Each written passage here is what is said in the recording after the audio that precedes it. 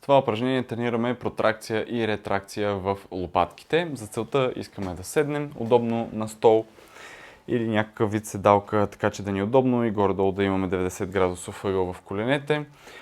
Поддържаме изправен гръбнак, не искаме да се прегърбваме. Сядаме удобно, не е задължително да сме напълно седнали, ето така, за да сме облегнати. Даже за предпочитане да сме леко напред, така че да имаме свобода на движение в лопатките. Поставяме ръцете си пред нас. След това поемаме дълбоко въздух.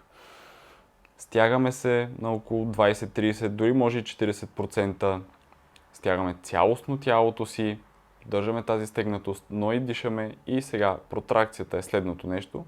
Раздалечаваме лопатките максимално много една от друга, а ретракцията е да приближаваме лопатките максимално една към друга.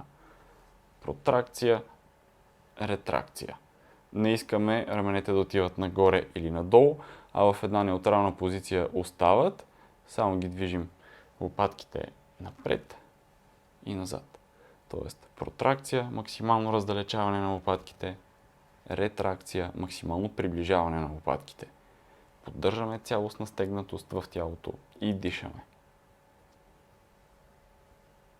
Веднъж протракция и веднъж ретракция е едно повторение.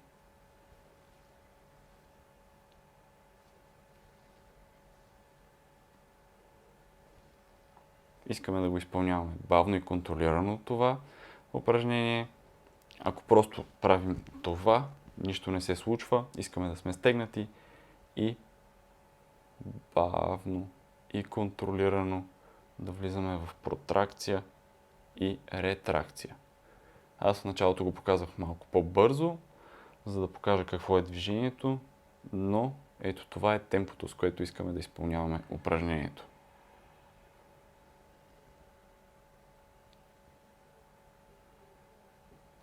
Това е упражнението.